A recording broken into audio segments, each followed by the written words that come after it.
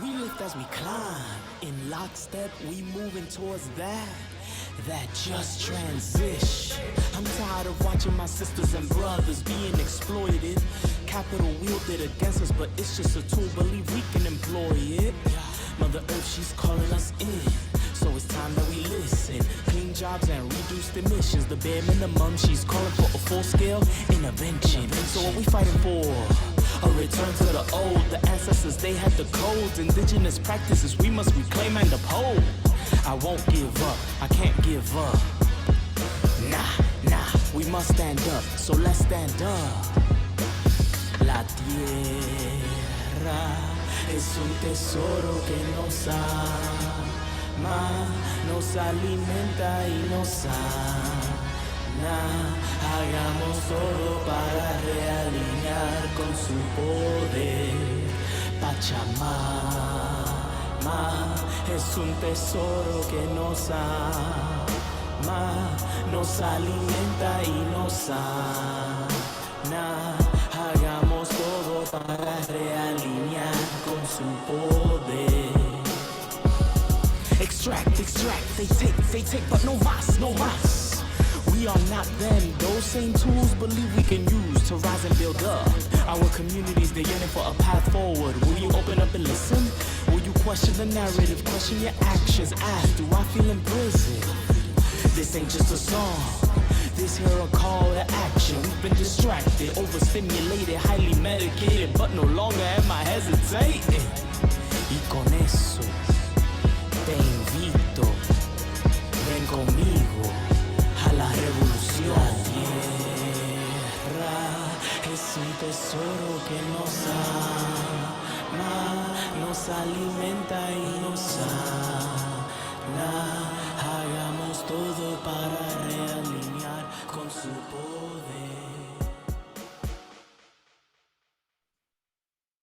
Welcome, everybody. Thank you so much for joining us today for this webinar. We're going to start off by doing some language justice announcement really quick, and then we're going to get rolling with Marian G. Thanks.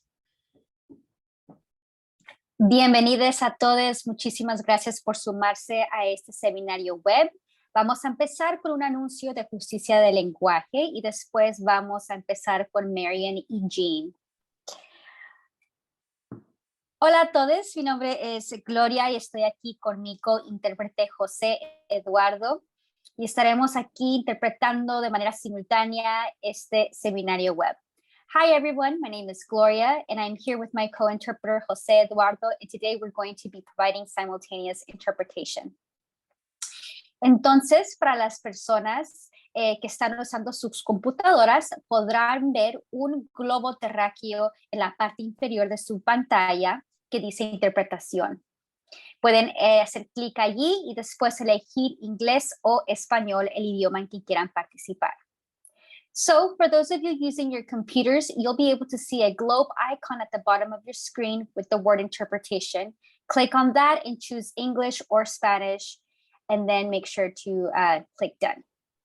Si se están ingresando a través de sus teléfonos inteligentes o tabletas, podrán hacer clic en los tres puntitos también en la parte inferior de su pantalla. Después les va a salir una lista. Hagan clic en donde dice interpretación de idiomas y elijan inglés o español y asegúrense de hacer clic en finalizar. If you are joining via smartphone, app, or tablet, look for the three dots that say more. There will be a list, and then click on language interpretation. Choose English or Spanish, and then click done. Muy bien. Entonces, ahora lo que vamos a hacer una prueba para asegurar que los canales de interpretación estén funcionando bien. All right, so what we're going to be doing, we're going to do a little test to just make sure that the interpretation channels are working well. Primero, voy a hablar en español y quiero asegurar que las personas que están en el canal de inglés me puedan escuchar, si me pueden dar como una señal, decir, sí te escuchamos, para asegurar que pueden escuchar a mi cointérprete. Perfecto, veo en el chat que alguien dice que sí. Muy bien. All right, so now I'm just going to do a quick test now. I'm speaking in English, and you should be able to listen to my co-interpreter in the Spanish channel. So I'm just going to wait to see. Perfect, thank you. The CJA Spanish line is already on it. Muy bien. Entonces, esta parte vamos a repasar algunos acuerdos para crear un espacio multilingüe y lo voy a hacer en español. Entonces, por favor, sigan escuchando a mi cointérprete en el canal de inglés si prefieren escucharlo en inglés. Y bueno, se requiere un compromiso de todas las personas presentes para crear un espacio multilingüe. Les vamos a pedir que por favor hablen a un paso moderado. Si están hablando muy rápido, puede ser que pongamos en el chat que por favor hablen un poco más despacio o les señalemos a alguien para que les pase el mensaje. Si es necesario, también podemos, es posible que interrumpamos el espacio para recordarles de por favor hablar un poco más despacio. Queremos asegurar que todo lo que se diga en este espacio pueda ser interpretado adecuadamente al otro idioma. También les vamos a pedir que por favor hablen claro y directamente a su micrófono. Igual si sentimos que hay un problema con esto, les vamos a avisar a través del chat o otra persona para que les pueda avisar a la persona que sí está hablando. También les vamos a pedir como una buena práctica de tomar unas pausas después de hacer cada pregunta, porque las personas que escuchan la interpretación siempre lo van a escuchar a un retraso de unos cuantos segundos. Entonces queremos asegurar que puedan escuchar la pregunta completa antes de tener la oportunidad de responder. Si no están hablando, también como recordatorio, por favor recuerden de tener su micrófono apagado para no tener esa distracción de ruidos en el fondo. Para cualquier cifras, números o datos que quieran mencionar, como buena práctica también les vamos a pedir que repitan esos números para asegurar que les hayamos escuchado correctamente y los podamos también interpretar de la misma manera. Si quieren usar cualquier abreviación o acrónimos, les vamos a pedir que la primera vez que los usen, que nombren el nombre completo para poder interpretarlo y después de allí pueden ya continuar usando la abreviación y el acrónimo. Igual también les vamos a pedir que por favor hablen una persona a la vez. No queremos priorizar una voz sobre la otra. Y si tienen algún problema técnico con la interpretación, por favor no duden en mencionarlo a través del chat para que alguien les pueda asistir y asegurar que puedan escuchar bien toda la presentación. Muy bien, y por último les vamos a pedir consideración a medida que estamos creando este espacio multilingüe, ya que siempre que creamos estos espacios tomamos el riesgo de asumir que no nos entendamos muy bien. Entonces siempre les vamos a pedir consideración y si hay algo que no se entendió muy bien, simplemente haga la pregunta para que podamos interpretarlos y asegurar que toda la información se esté escuchando correctamente. Muchísimas gracias y ahora se lo voy a pasar a Marian.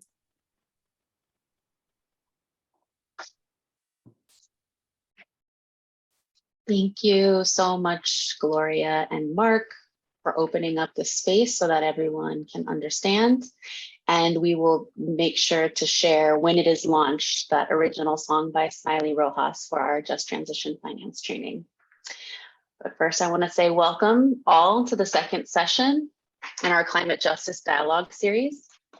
Today, our focus is on organizing new economies on the ground, and I'm so honored and grateful to be joined by our incredible members who are moving powerful visionary work at the grassroots level towards local living economies grounded in equity, justice, and community well-being.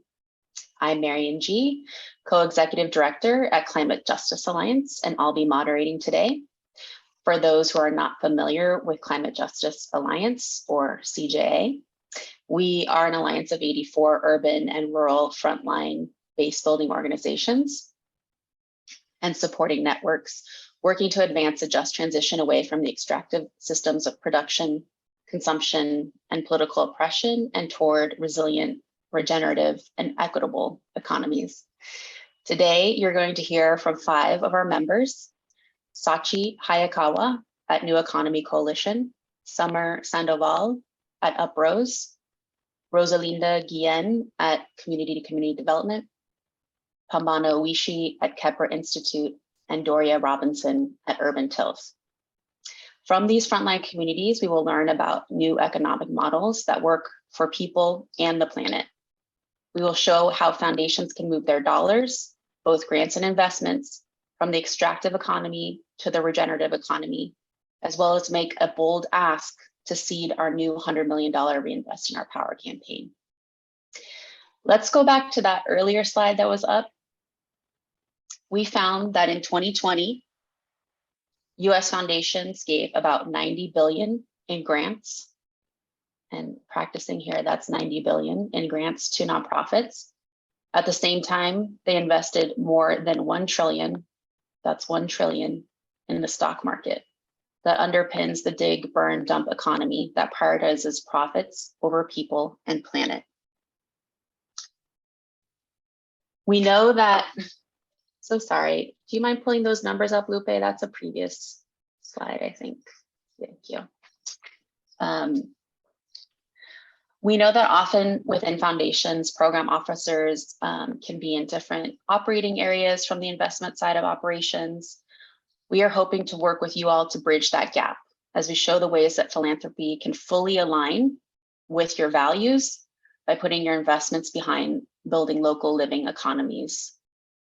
At CJA, we are firm believers in the power of grassroots organizing and power building to make real and lasting change from the local level up. As we face a multitude of additional unrelenting and cascading challenges from the Supreme Court rulings that are undermining our rights and protections and our legal tools, to increase violence, to the stressors of the ongoing pandemic and increased climate disasters, we must center the vision and wisdom of the speakers you're about to hear, of our impacted communities, who are going to lead us to the solutions that we need that are grounded in systemic change and justice. These unprecedented and intersecting crises are only intensifying.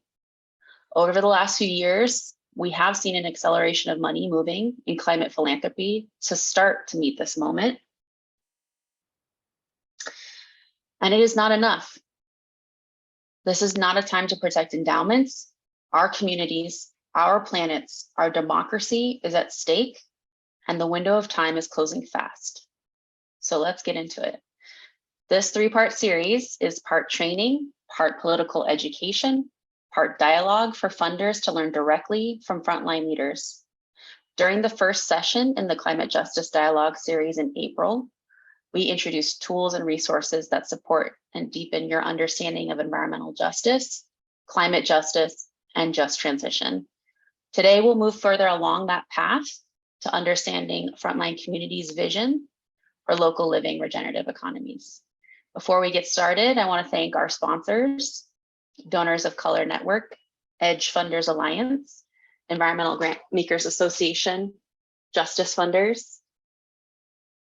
I'm going to pause there because those are long names for our trans interpreters. National Committee for Responsive Philanthropy, Neighborhood Funders Group, Rio Collaborative, Solidaire Network, and the Women's Donor Network. And we invite you to share any questions you have in the chat throughout our time together. And we have a lot of folks supporting us today to answer those questions, either in the chat or at the Q&A that we're going to have at the end. And with that, I'm really excited to pass it to Sachi.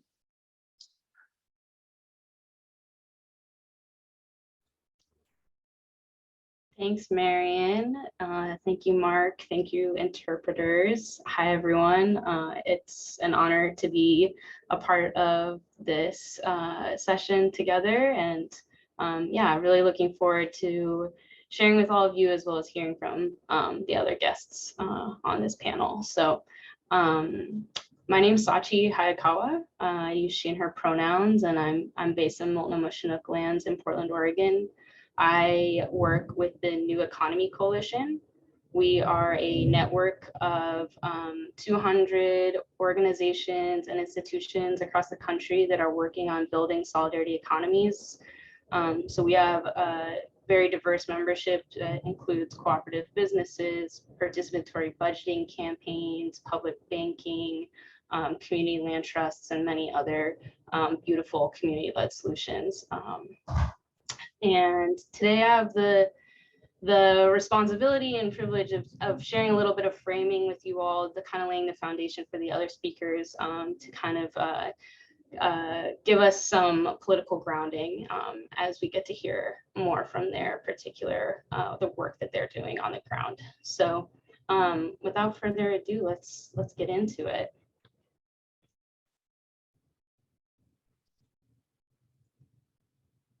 Next slide, Lupe, please.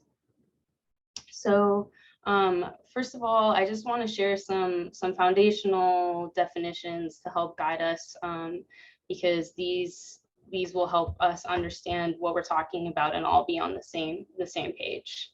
So first of all, one of the terms that probably many of you are familiar with that we use regularly is extractive economy. And I want to share a simplified definition from the United Frontline table. An extractive economy is a capitalist system of exploitation and oppression that values consumerism, colonialism, and money over people and the planet. It views natural resources as commodities and perpetuates the enclosure of wealth and power for the few. So for me, this means an economy that, yes, extracts natural resources in irreparable ways from the earth, but also extracts labor from workers, extracts culture from communities, and extracts members of our families away from us. Our dominant economic system is heavily invested in this extractivism. And for us to pursue climate justice, we must transition away from the extractive economy. This transition is ultimately inevitable because our resources are finite, but a just transition is not. And so we're going to talk about how we actually ensure a just transition. Next slide, please. So I want to start a little bit with talking about the extractive economy and the strategies that we can use to weaken and end the extractive economy. In 2011, I was a student organizer in Pennsylvania and was part of the climate justice movement. And what we were seeing from many climate change stories, calls to action, were about individual consumer actions like you shouldn't have a car, you need to recycle more, and it was so stark that these individual consumer actions were not going to get us to where we needed to be in climate justice. And so our student organization studied the history of student movements, studied climate change and the energy economy. And in 2011, we launched the first fossil fuel divestment campaign.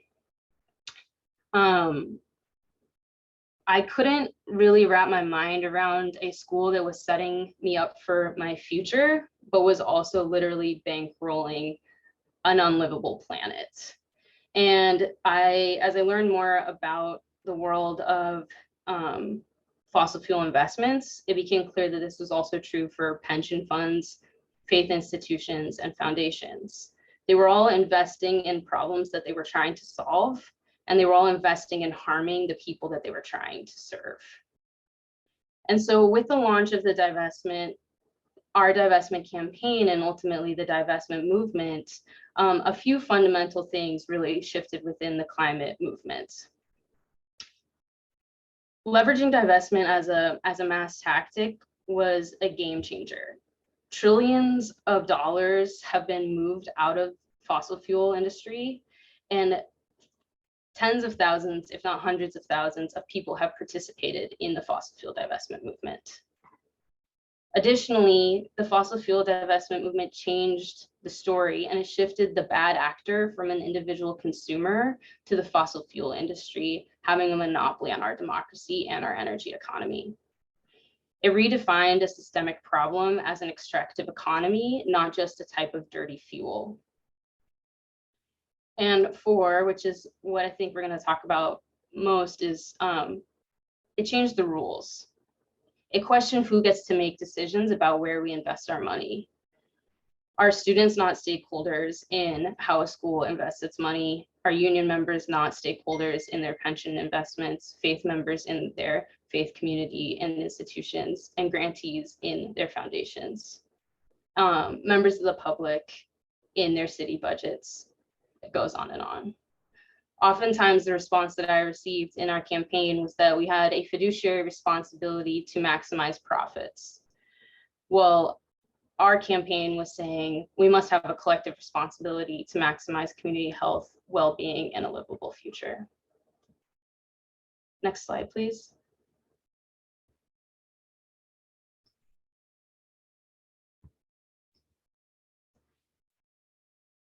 This was such an important, oh, sorry, can you go back one slide, please? Thanks. This was such an important moment because anyone who was connected to an investing institution could organize, whether it was a school, a bank, a pension fund, or faith community. It became a global movement that shifted trillions of dollars, and it became a key solidarity tactic for everyone to participate in, even if they weren't at the front line of a fight, including the massive divestment campaigns to shift financing away from different pipelines, in particular support the fight at Standing Rock. Okay, next slide, Lupe, thank you. However, as we were doing this work, every time I was out here supporting divestment, I was being asked the question, well, what should we be investing in instead? And how are we not just moving our money from one extractive corporation to another? How is it not going just from fossil fuels into prisons or firearms or other lucrative industries? And really what I came to understand is that weakening and ending the bad without building the new is like building half of a bridge. And frankly, half a bridge doesn't get you anywhere. Sometimes the second half of the bridge is really hard to imagine, and access to that imagination has been taken away from us. We can have consensus that an economy is broken, but to imagine something else often feels impossible. And I actually just wanted to share an Ursula Le Guin quote that I take solace in. We live in capitalism. Its power seems inescapable. So did the divine right of kings. Any human power can be resisted and changed by human beings. Next slide, please. So I want to talk about the second half of that bridge. And for me, that work is building solidarity economies. At the New Economy Coalition, my organization, we're a network of 150 solidarity economy organizations, and we've been working on developing our 25-year vision of what we believe regional solidarity economy ecosystems are. And I won't read everything on here, but I encourage others to look at this graphic at some point. I will read the 5 kind of core anchors: rooted in history and culture, culture of reparations and restoration, responsive participatory governance, frontline leadership, and adaptable to crisis. Next slide, please. So what are solidarity economies? First of all, new economies is a bit of a misnomer. Solidarity economies are ancient. They're ways that communities have survived for time immemorial. They're rooted in participatory democracy, cooperation, solidarity, and respect for the earth. It's a global movement that puts people and planet over profits, a set of principles, practices, and institutions that provide real alternatives to capitalism, and a system where all the things a community needs are governed by everyday people. Next slide. These are some examples of solidarity economy institutions and practices: land rematriation, lending circles, mutual aid networks, cooperative businesses, public banking, participatory budgeting, community land trusts, housing cooperatives, community regenerative finance, universal basic income, and time banks. Many members of the climate justice movement and partners also use the language of regenerative economy. I want to share a definition of that and talk just for a moment about how they're related. Regenerative economy is based on ecological restoration, community protection, equitable partnerships, justice, full and fair participatory processes. Regenerative economies value the health and well-being of Mother Earth and prioritize the dignity of work and humanity, community governance, and ownership of work and resources. And so the way that I really understand it is that solidarity economies is this bigger world of economies, and regenerative economies are those that have a particular commitment to ecological restoration in the work that they are doing. So there are some solidarity cooperative economies that's not the focus, but regenerative economies has a particular focus on ecological restoration in the work that we're doing. So let's put some pieces together. Next slide, please. Here's our full bridge. If we have on one side divestment from the extractive economy and on the other side building solidarity economies, this middle part that gets us from one side to the other is the just transition. I know many of you are familiar with the just transition framework, so I'm not going to spend much time on it, but one of the pieces that I really want to double underline is the importance of shifting governance to a just transition. Next slide.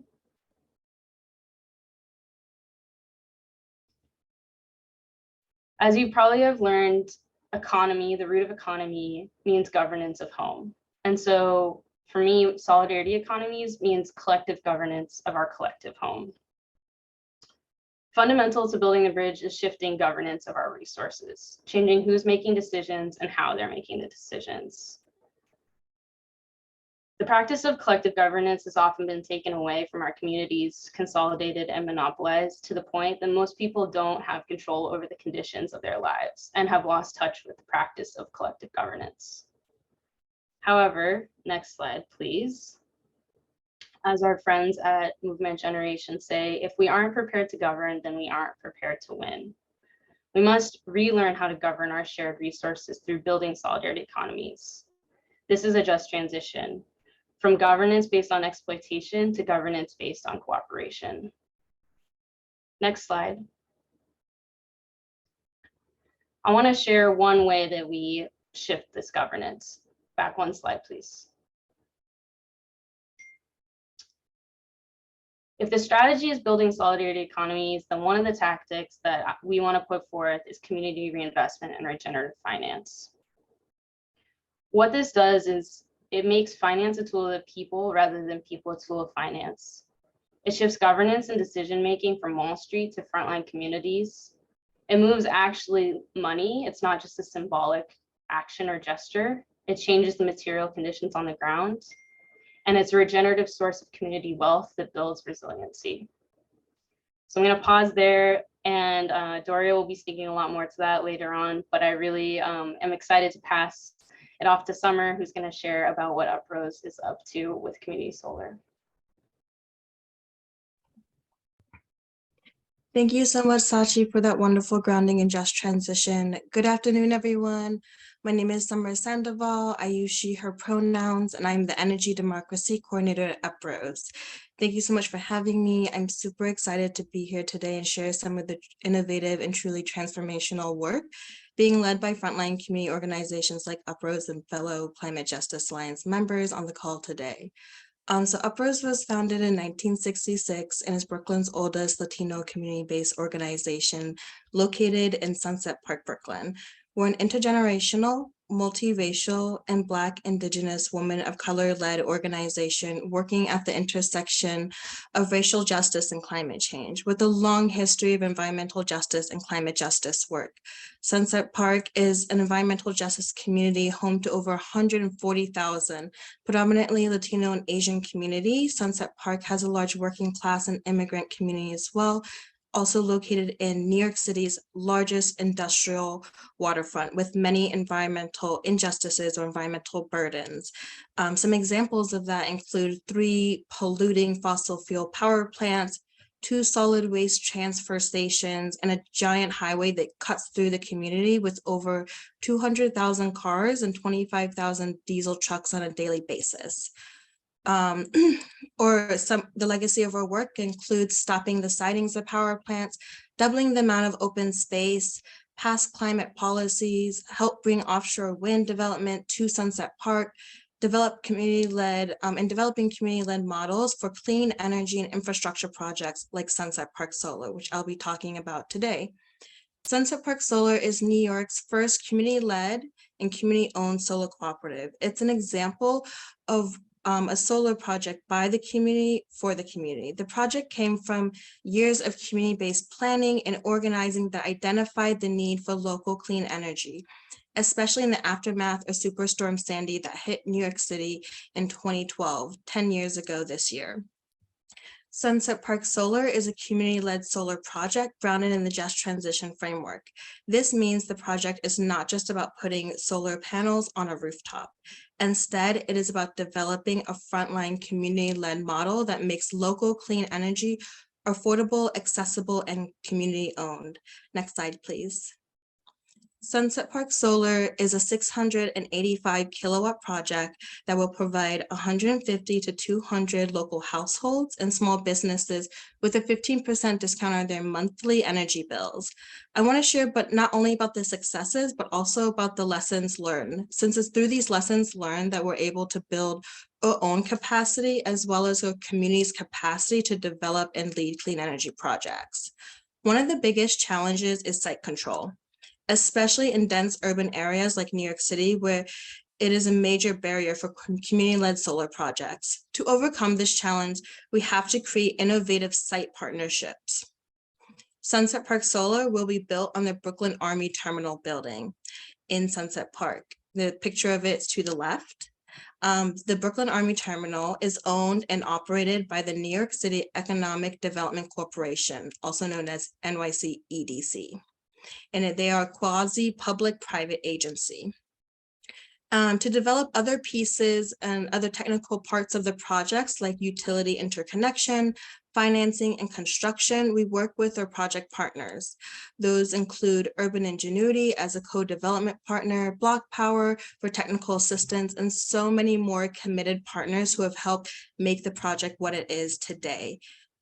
The best type of partners are the ones who can truly commit to realizing and supporting community ownership, decision-making, and leadership, and are in alignment with just transition and environmental justice and Hamad's principles in both mission and practice.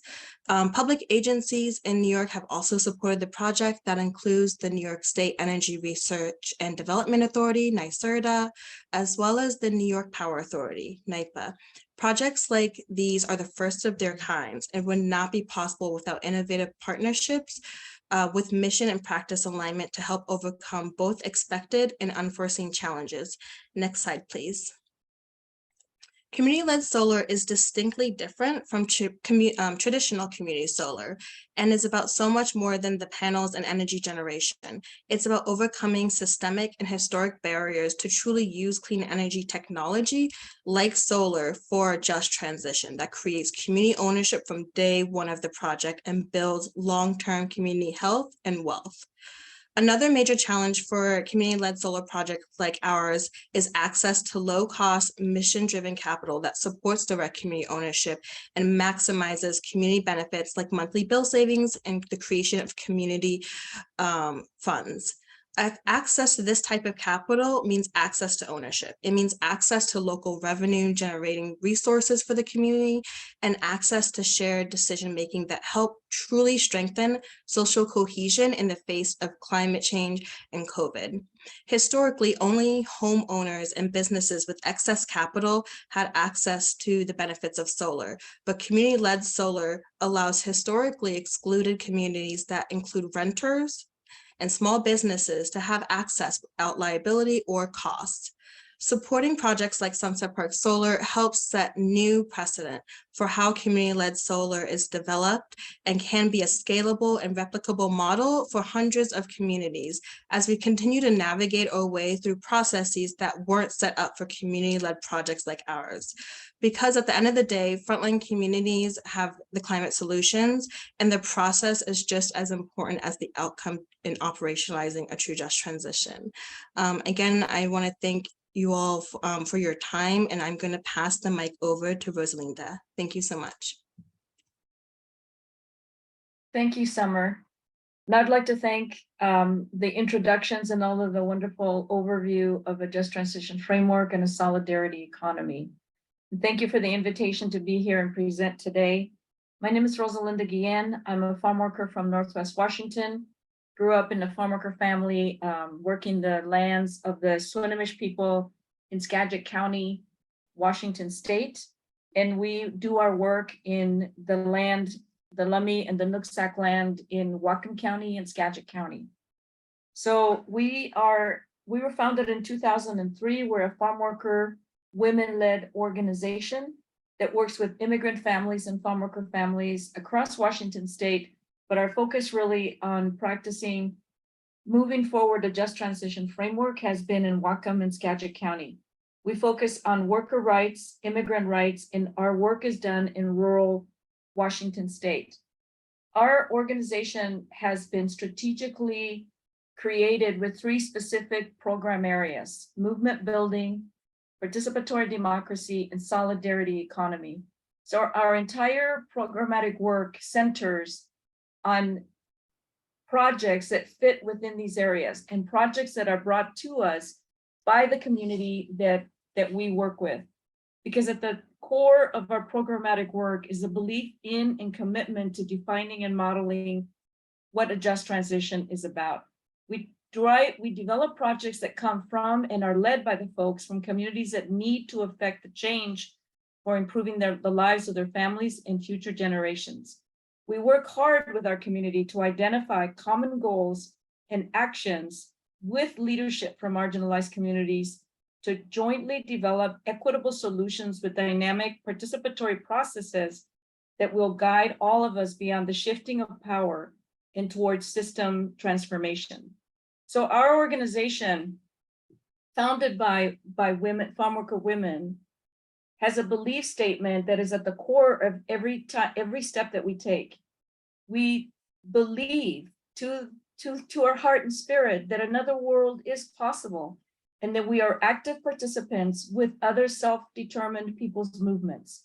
We strive to reclaim our humanity by redefining power to end structural racism and all of its manifestations, including settler colonialism, capitalism, and patriarchy in their external and internalized forms. We bring all of those beliefs into the shaping of our programmatic area.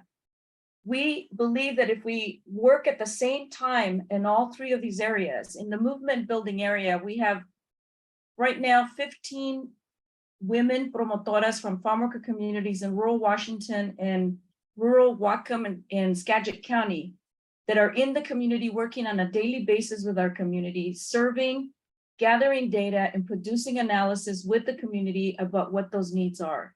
And our motto is, with the promotoras, it's service, support, and solidarity, which moves into the other areas in participatory democracy and the solidarity economy.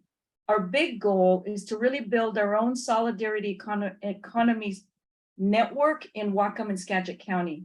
We believe that if we do the work balanced out in these 3 areas, the sweet spot is when all of that work overlaps, and that's where the just transition framework happens. So just transition change begins to happen and shift the local economy, but also cultural well-being of our communities. So we believe that our participatory democracy includes tribunals, vigils, people's marches, strikes. Through all of this work, the leaders rise up to work with us, including right now, one of the strongest areas that we're working in is an immigrant advisory board that's working to create an immigrant resource center in Bellingham, Washington. we have managed to pass a bill to provide oversight to the H2A program in Washington State. And we're the founders of a Whatcom Food Network that is now building a local food system plan in Whatcom County. With this participatory democracy, these are the issues that community brought forward. The change is still moving towards a just transition. The two things that we feel very strongly about are moving us locally to a just transition is the development of Cooperativa Tierra Libertad, but then also a shift for farm workers in Washington State through the passage of a statewide overtime bill that was passed a couple of years ago. This is moving us towards a solidarity economy. We believe that the solidarity economy area includes what's on this slide, but also the creation of a land trust that we just began 2 years ago, and a loan fund that we're looking to build so that our cooperative development becomes better capitalized. Next slide, please. Our cooperative development program moves through struggle. And I want to just mention that Cooperativa Tierra Libertad came from the struggle of the founding of Familias Unidas por la Justicia and farm worker members that were hearing our just transition framework vision, along with the victory of winning a strike, creating a worker-led union, but then also moving beyond the union to owning the means of production. Next slide, please. So Cooperativa Tierra y Libertad is a cooperative founded with leadership from the striking workers that still to this day are leading the union, Familias Unidas por la Justicia. But their vision was an ejido-style community farm, which is not individual farmers working for profit, but creating cooperatively owned farms to caretake the land, to be able to produce the food that farm workers want to eat, along with a product that can be sold in the general marketplace to bring in revenue. The vision, of course, was an organic farm with no use of pesticide. Solar, we're halfway through the self-sustaining solar roofs and solar powering of the farm, and also water conservation on the land that we have, which is 65 acres, which right now is growing and harvesting berries, nopales, membrillo, chilacayote, various vegetables, chickens, goats, beef, eggs on the 65 acres. And you can see these photos, some of that work being done. Can we move to the next slide? Thank you. So you can see we are also the blueberry producing is what brings in the highest revenue, but then also it's balanced out by serving the community. So we're looking for year-round revenue, which is already, there's a plan set with that, with eggs, 300 chickens that are producing eggs, goats for fresh meat for our community, and goat milk. We're selling at local markets, retail outlets, and it's moving, the popularity of Tierra Libertad's product is moving really fast. But additionally to that, you can move to the next slide. The founders, the families that founded Tierra Libertad look beyond just production and work. They want to be able to have a piece of land where community can feel safe, where they can provide sanctuary, along with growing the food that the community and producing the food that the community wants, but a welcoming space. In this slide, you can see a basketball hoop for one thing, and then the fire pit, which is what our communities traditionally really want to be able to go to a space for barbacoa. But in the indigenous communities that we're working with from Guerrero, Venezuela, and Oaxaca, basketball is a very popular, almost like a need. And so they do have a basketball court for a community to be able to come and visit. We're also interacting with communities that really need our support, as in the deliverer of these free eggs that Ramon is delivering to an organization in Bellingham that's providing free food to people. So I want to say that the lessons learned for us, I think, through the organizing of farm workers is that we have to go beyond a union contract. And that as we move forward through environmental justice work and also pesticides and water, we know we have always been working for environmental justice because we're farm workers, and we know how climate change has been affecting the food system. for us, a just transition is essential because we've known this all along. And I think it's the relationships that we've built with so many organizations in understanding how to really bridge that transitional form to the new way. So in our organization, we're creating the alternative for farm workers to have a vision and to see the vision become reality at Cooperativa Tierra y Libertad. Thank you.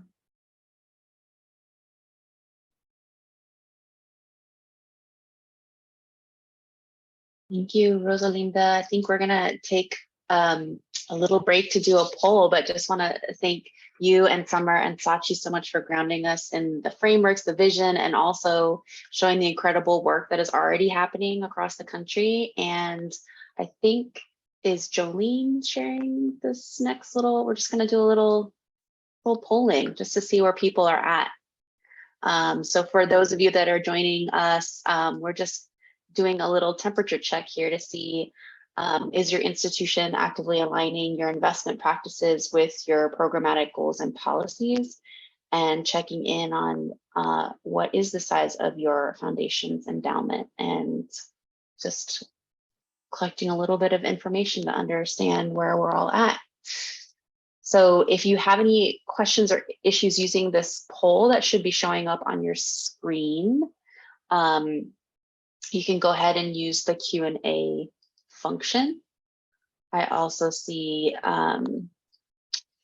Shakira had her hand up, and I think Yuki is texting you to just check in with you, see if there's anything we can help you with. So I think, Jolene, if you wanna, and Mark, maybe let me know, are people able to fill it in? Are the numbers coming in? Yes, we're getting lots of good numbers, lots of great info here. We have about 49% who have participated. So maybe let's give it another like 30 seconds or so, then I'm going to end the poll, and then we'll get to see where things are at. Great. Thanks so much for sharing that, y'all. And also thank you for spending your time with us today and learn about what all of our members are moving. Again, if you have any issues filling out the poll, please do use the Q&A function on the bottom right-hand screen to ask for help.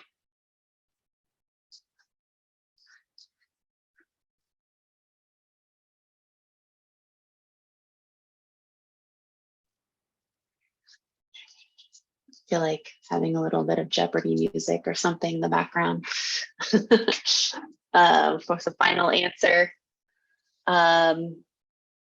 Wow, okay. Excellent. It was so good to see people making strides to, are other folks able to see this, or am I only able to see this, Mark? I'm not sure. Somebody share in the chat if you can see it. That'd be great. Webinar features are not always ideal, but I'm so glad y'all are bearing with us and having patience. You would think after 2.5 years of Zoom, I would have learned a little bit more about the webinar features, but it's always better in person. Let's see. Okay. Yes, 54% aligning with their practices, 6% no, 21% no, but really want to. So glad you're here to learn more. And 19% don't know. Well, also glad you're here to find out the possibilities. And then size of endowments. I think that Mark is doing some back of the napkin calculations here, and we have represented on this call alone $7.7 billion in investments. It's a lot of power and responsibility here. So on that note, I'm going to pass it to Bambana to talk about where that 7.7 billion could potentially go. Oh.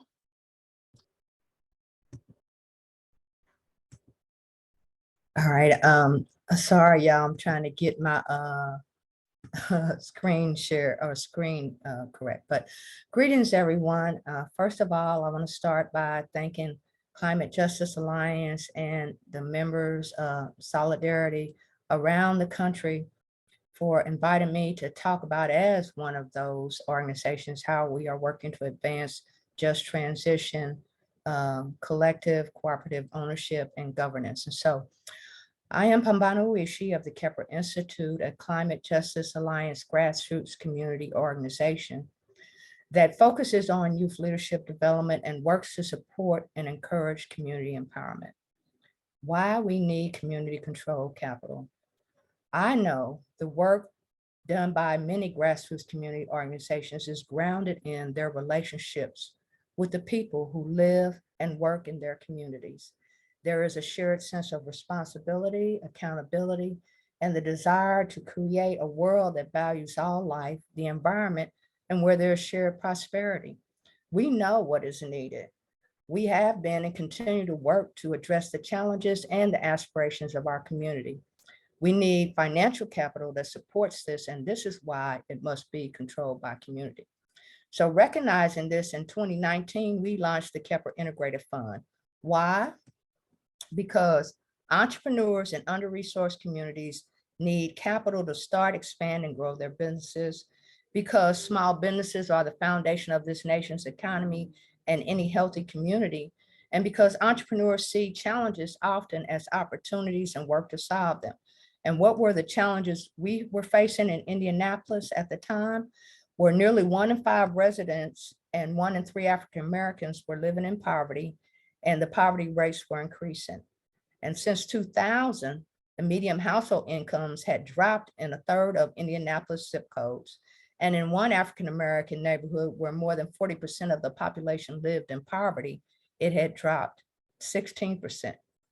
The Black unemployment rate in Indianapolis was 14.4%, and this was almost 2.5 times higher than that of whites at 5.8%, and 4 times higher than the state's unemployment rate at 3.6%. So for us, clearly there was a need within under-resourced communities of color, especially African-American communities, for initiatives that promoted economic viability and shared prosperity. Next slide, please.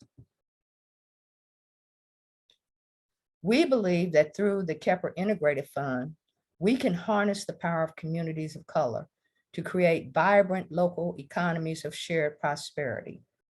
And just for a moment, I want you to envision a community where the local businesses are owned by the people who live there, where the money spent for goods and services circulates through the community, where there are strong social bonds and an interdependent ecosystem of businesses, civic organizations, educational opportunities, and cultural life that contributes to the health and well-being of the community as a whole.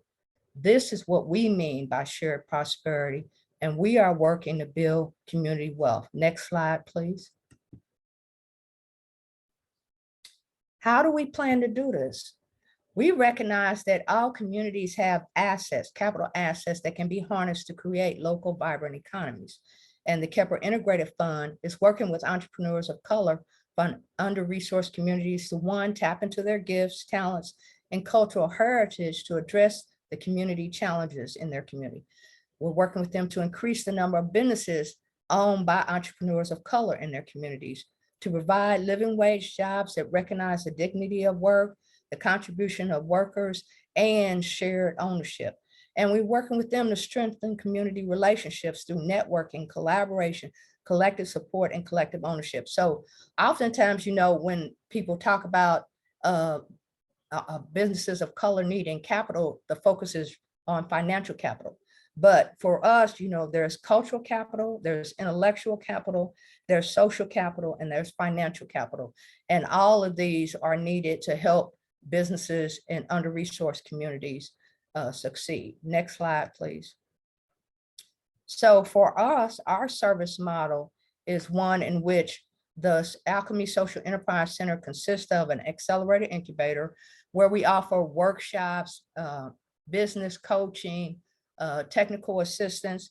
And then we've launched our Kepler Integrated Fund, and we plan to have a venture fund where we can provide equity capital to entrepreneurs, an institutional fund where we can provide loan capital. And we've actually launched our first product, which is called a recoverable loan for entrepreneurs. And it's about $5,000 to $15,000 for like working capital and things like that. And then we're going to be adding products as we go along. And then we also, in the past, during the pandemic, had grants that we provided to entrepreneurs and artists, was emergency assistance grants. And then we hope to be able to add grants for other things in terms of business. So that's our model. Next slide, please.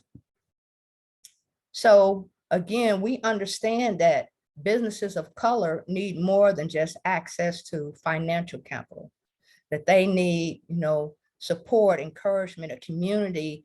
They need business coaching. They need technical assistance. And yes, of course, they need financial capital as well. Next slide, please. And one of the things that I also wanted to share is that for me, I serve on the Our Power Loan Fund Steering Committee, and it is how KEPRA got introduced to the idea of regenerative finance and establishing and creating a loan fund. So in 2018, the Climate Justice Alliance recognized as a part of the campaign for just transition away from an extractive economy and towards socially, culturally, and ecologically sustainable and fair economies, the need for a fund that provided patient capital and democratized the access to capital as well as wealth.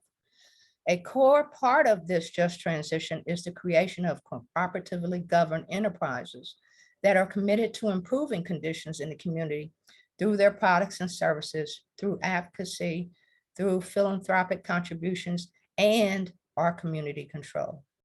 Thus, the Our Power Loan Fund was created with the purpose of being to build a cooperative economy through collective efforts that strengthen community resilience, our ability to withstand and recover from shocks and disruptions, and that centers our relationships with each other and the environment as sacred.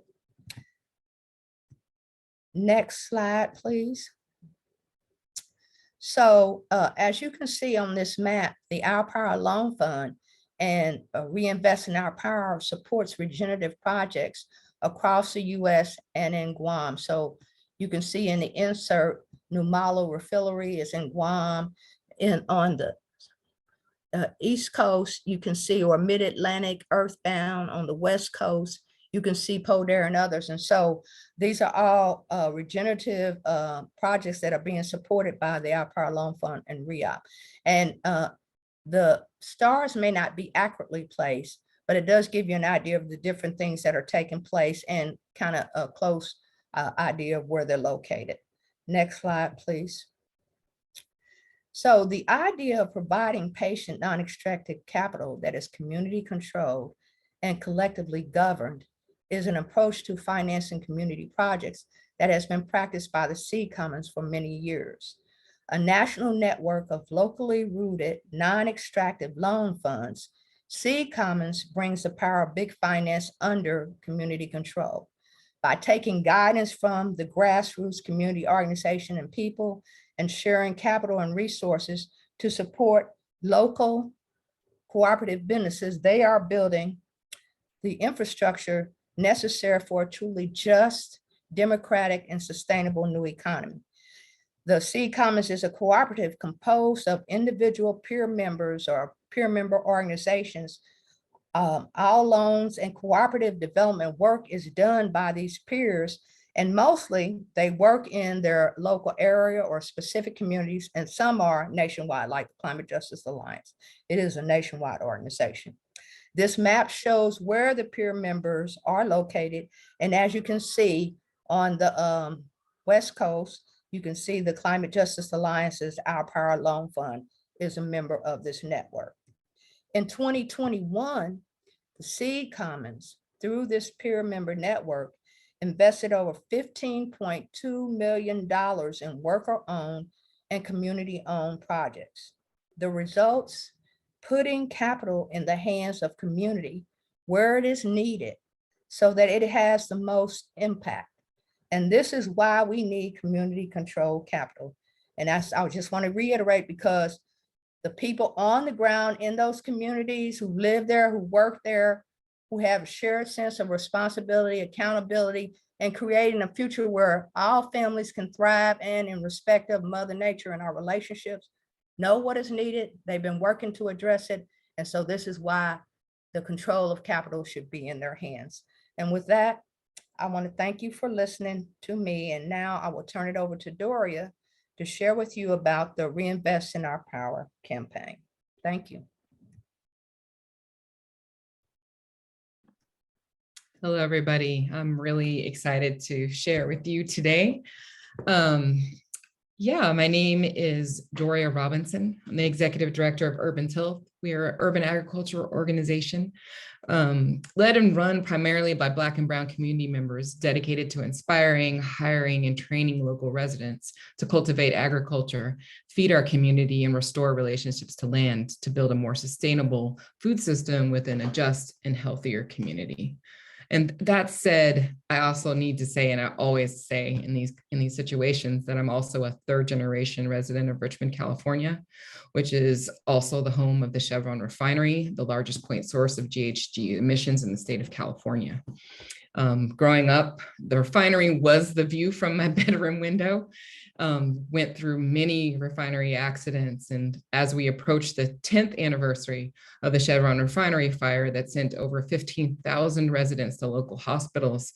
And in light of that, in light of the 120 years of political and environmental dominance that the fossil fuel industry has had on our city and our planet, the need to move on a just transition truly weighs heavily on my mind and on my heart.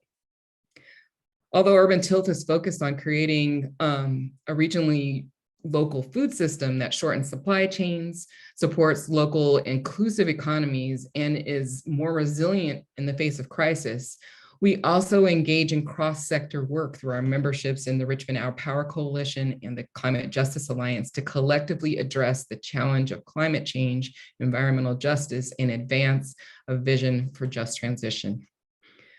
Through the Richmond Our Power Coalition, a bold vision for transition away from fossil fuels is forming that includes cooperative business development through Cooperation Richmond, taking land and properties needed for housing and local economic infrastructure through the development of Richmond Land, our local land trust, as well as supporting CE's bold vision for decommissioning the refinery and APEN statewide initiatives to fight CARB, Rich City Rides and Safe Return Project, creating engines for renewal for the Black community and for those returning for incarceration.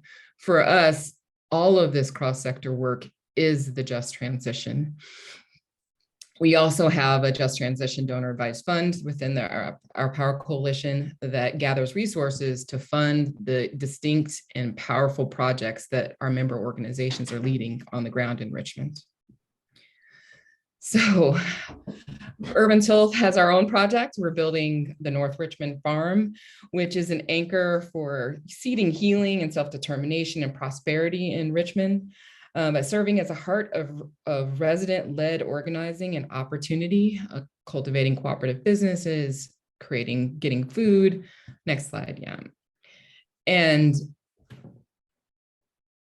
But we're not alone.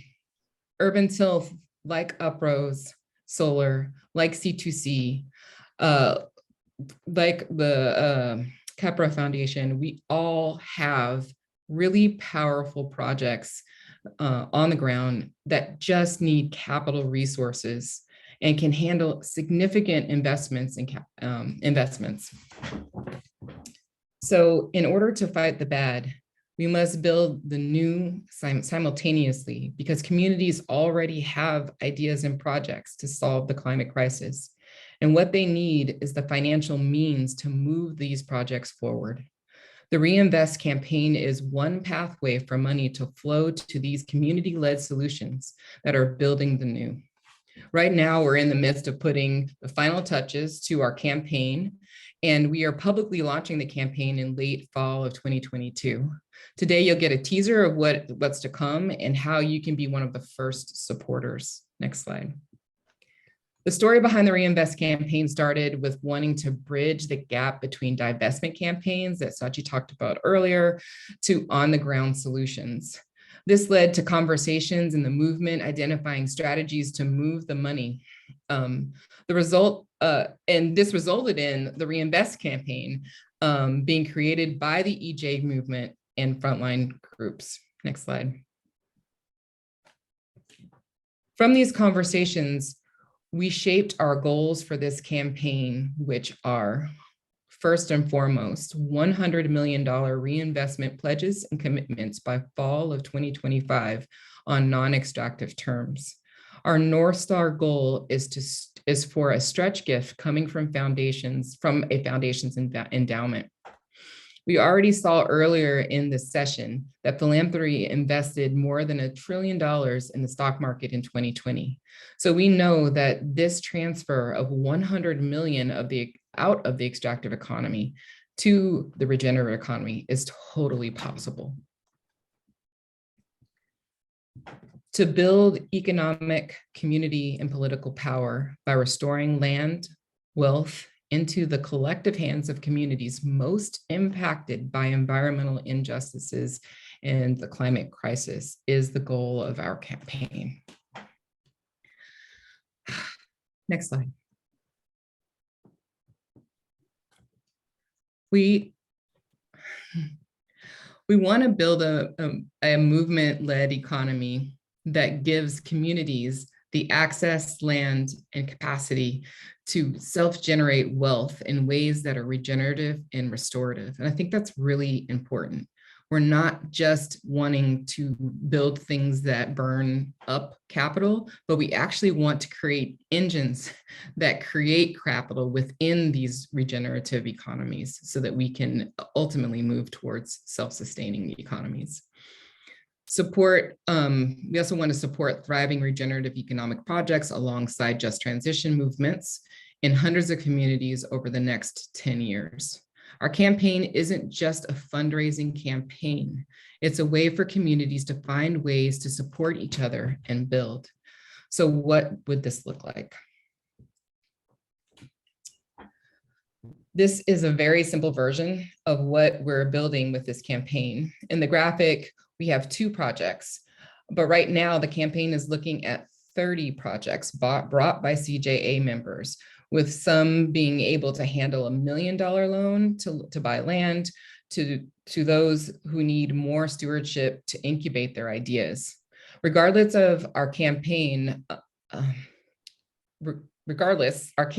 will work towards ensuring every project succeeds through close stewardship so that we can bring all of our movement's ideas to full fruition.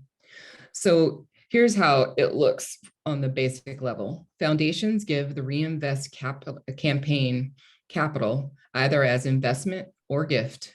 CJA members then decide how to distribute that capital non-extractively among frontline projects in the movement.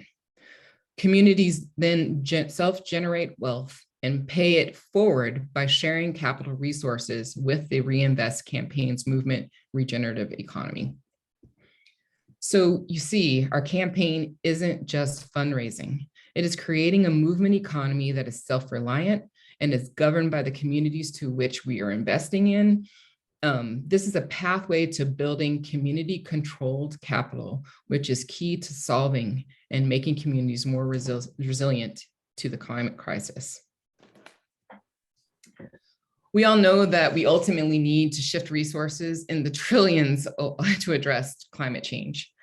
Our campaign invites you to help to take a step towards moving your endowments to supporting real frontline community-led solutions that measure return on investment in terms of clean air, water, soil, stable and resilient communities.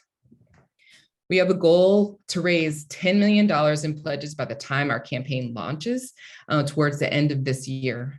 If you want to be an inaugural sponsor, please contact our Reinvest campaign organizer to schedule a meeting at Jolene at climatejusticealliance.org, and hopefully somebody will put that in the chat so you know how to spell it.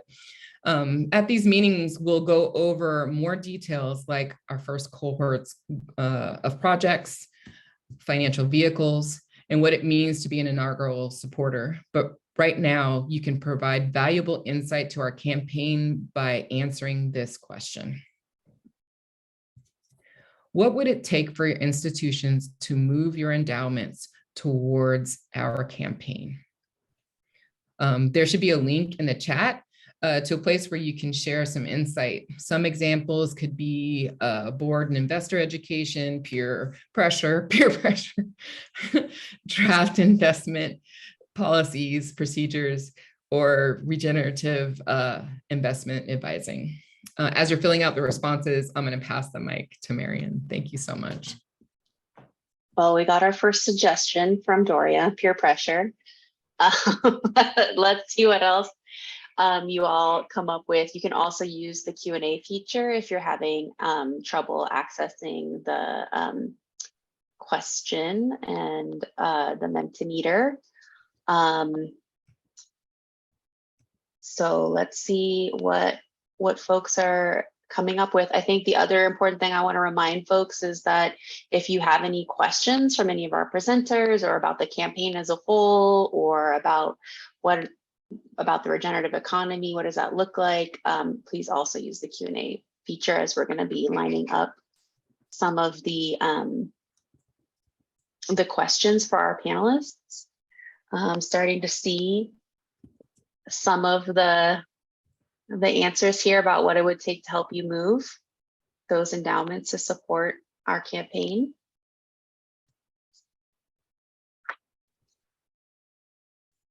Interesting. Place-based recommendations, risk assessment. Okay, I'm gonna do it. Ready? Pressure. Is there someone's music on?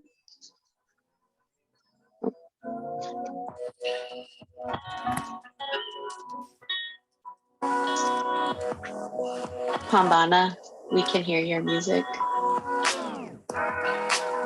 It's very good music, though. Maybe it'll get people in the groove to answer this question. Thank you. Board education, leading by example. Excellent. So we'll be following up on some of these questions as well in our follow-up emails. And I see some questions are coming into the chat. I think, are we moving to one more question?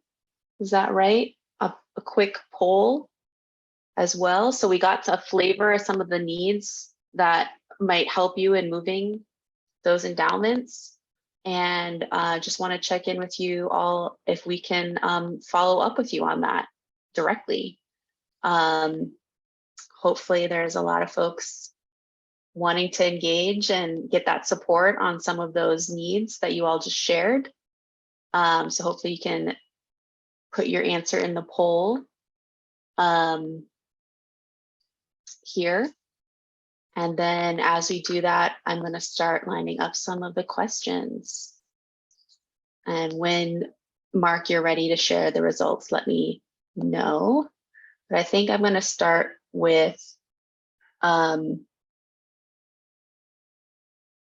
see, we've got quite a few questions. So I think maybe we'll start with this question to you, Doria. Can you talk a little bit about what each of us can do to participate and literally fund a just transition by voting with our dollars? I mean, quite frankly, we need people to be these inaugural supporters, right? We need people to help us build that seed fund so that we can actually start moving some of these frontline projects. We actually have a cohort of pilot projects that are really ready to go. All they need is the resources to get started. And if we could start to show the impact on the ground by taking in early investments, then I think the rest of it will come very clear. So we need people to take the plunge. We need people to throw into our seed fund, help us make that inaugural goal.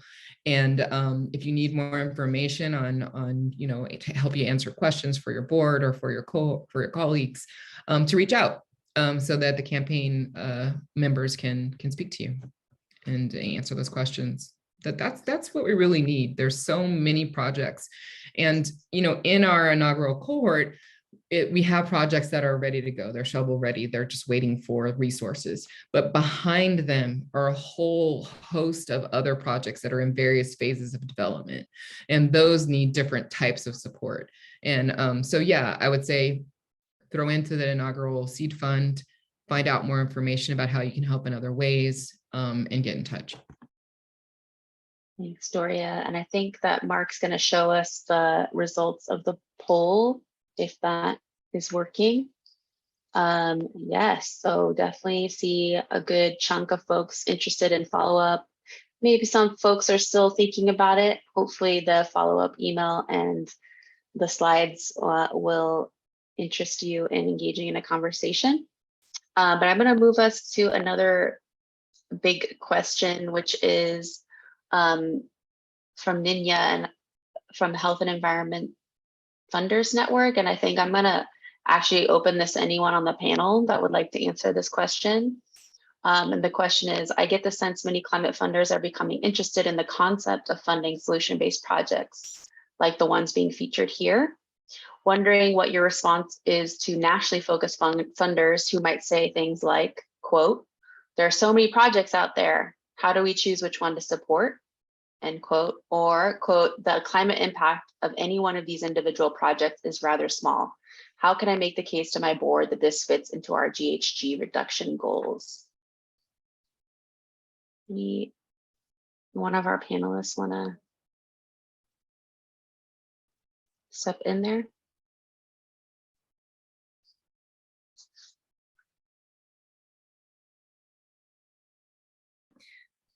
I can speak to one part of it and then I'm going to pass it because I speak a lot usually. So the one part that I really want to address is the notion that the projects would have a small impact on GHG reduction. And I just want to bring out one of the strategies that I think our movement of kind of grassroots movements have is that we want location-based specific properly scaled solutions that are scaled to the communities that we're working in, to their unique needs. And what we want to do is replicate instead of only scale up as the only way to make increased impact.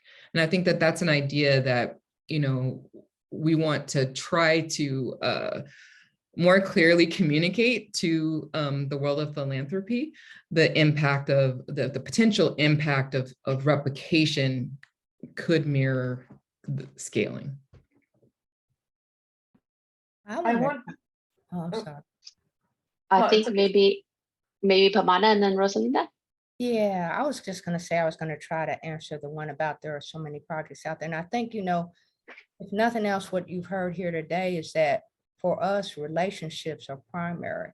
And so to me, you know, like working with the Climate Justice Alliance, which is a nationwide network, and developing a relationship with them and working in partnership and building trust, then you can share what it is that your endowment or your organization or foundation is interested in supporting, and they can help you to connect with those. So I do really think it's about relationship building and trust, and then being able to work together to identify what would be the best fit.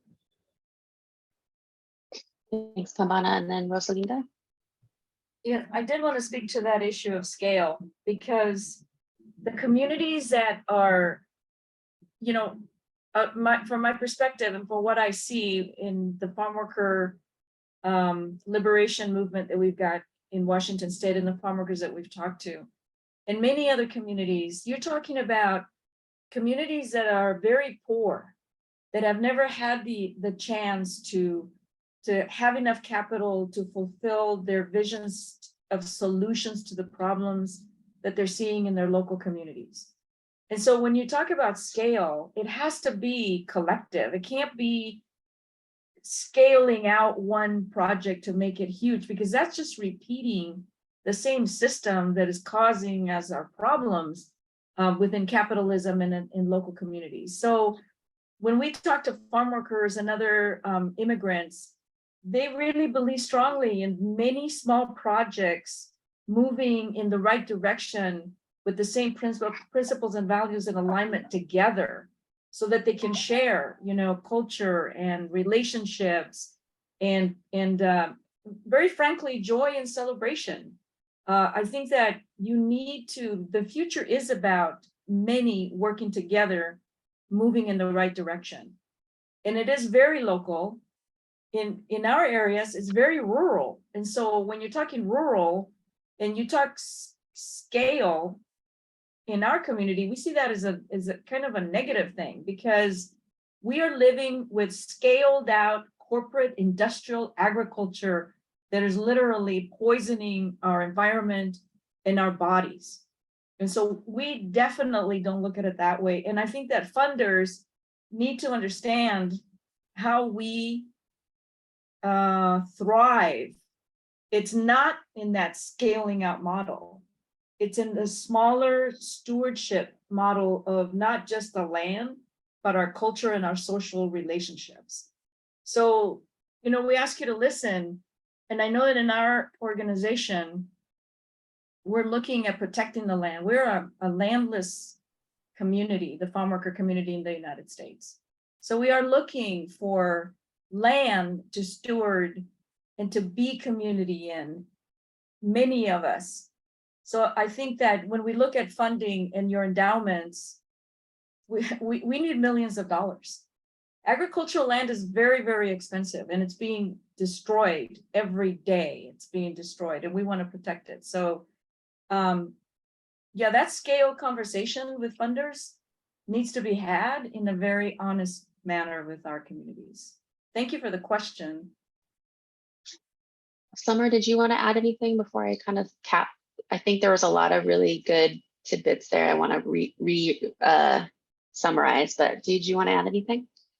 Yeah, I was gonna say thank you to my fellow panelists for those amazing answers. The only thing I wanted to add was just bringing up Sachi's earlier image of the bridge. And these projects, you know, the bridge, the middle of the bridge connecting one end to the other was empty. And because we are building a just transition, that is the process, and that is the that we are building. And so that's what these projects are doing. And so encouraging funders to not just look at the outcomes, but look at the types of process and the type of precedent the projects that you are investing in have. This is inherent value that's not being captured in our current system.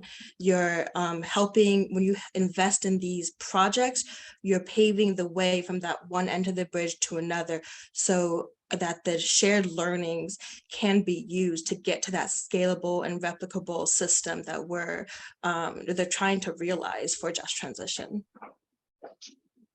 Thanks, Summer. I think the other important thing in a situation like that, when you are making the case to the board, a tool like the People Solutions Lens is going to be really helpful, because there's a lot of projects on paper that look great. Yeah, GHG reductions, here's all the numbers. But what are they really doing? They're shooting carbon into the ground. It's some kind of paper transfer that allows people to continue to pollute. And these projects that you're hearing about today are really looking at the community as a whole and really trying to shift the system. And so those critical questions from the People's Solutions Lens are helpful for you to look wider than literal GHG emission reduction goals. We're really trying to challenge y'all to think bigger than just that. And also, I think what Pambana and Doria named also, this translocal, the trust building, it's not just about, oh, I have to find this one individual project that might be small and like sort of the criteria that you all are using, but we have vehicles like the Seed Commons and other places that we can, and we'll talk about those pathways later, where you can be putting larger investments in, and then those trusted partners are moving those to the projects at the scale that Rosalinda named, that that communities want and need and have determined. And then Pambana, did you want to add anything before maybe we take one more question? Just that I just wanted to reiterate, I think what Rosalinda said, that, you know, in the context of scale, we do want y'all to help us scale. And what we want y'all to help us scale is just transition, collective, cooperative, shared prosperity and governance and those types of things. But, you know, the idea that there's one idea and it's a cookie cutter and you can take it and plop it down into a community, that is what we're trying to move away from. And for communities to really be sustainable, the decisions or the solutions have to come from the community. They live there, they know what's needed, and they've been working on those. And so, and by providing them with the capital and by finding, you know, I guess I would say numerous communities or numerous projects where this model of just transition is being practiced, that is scale to me, but it's coming from the people. Thanks, Pambana. I think just because there's actually some really rich questions, and I think maybe what I can commit us to is to follow up with answers on those other questions that came up, because I think there's some really key ones. But I do want to make sure that I have the time to just close us out. So forgive us if we didn't answer some of your questions, but we will in the follow-up email, because there's been a lot of information to digest here today. So I just want to recap that our members have taken the time out to show you the incredible work that they're moving on the ground, and the real opportunity to invest and align your investments with your commitments to equity and justice, and help us seed this $100 million campaign with that $10 million inaugural support. And we saw on this call alone that y'all represent $7.7 billion in investments. If we collectively took the initial steps to move 1% of that, that's $77 million. $77 million that could continue to circulate and to support the expansion of the solidarity economy. As I mentioned, you're going to get an email that's going to recap a lot of the points. It's going to have the slides. It's going to have some answers to the questions that we weren't able to get to. I just want to reiterate how critical it is to move these resources to the grassroots. We have such a short time frame for climate action that it's really urgent. So we really appreciate you all also providing us with the information that you need, the support that you need to make this happen.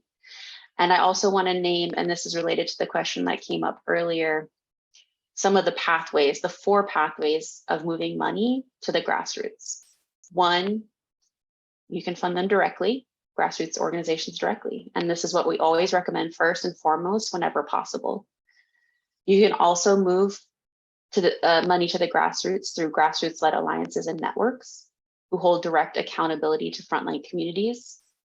It's a community-controlled capital infrastructure, such as non-extractive loan funds and land-based projects, a lot of what you heard about today with the REOP campaign. Through grassroots-centric funder intermediaries who have strong trust-based relationships with frontline organizations. Really hope you all were inspired to move the needle further on the steps you already are taking, or the steps that maybe you are exploring to support power building and support this just transition to a regenerative economy. And I want to thank our entire team who worked very hard on all of these slides today. Mark, Holly, Lupe, Louis, Jolene, Vero, our speakers, our interpreters, our sponsors. We're so grateful you are joining us today, and that hopefully you will join us for our next session on October 6th, which will focus on just transition and a climate action strategy. We'll be hearing from our members on climate policies and some of those false solutions that I named earlier to the climate crisis. You can always go to our website for additional information, climatejusticealliance.org/funders. Thank you so much for showing up today to learn and chart a new path with us towards the regenerative economy. And I hope you all have a beautiful day.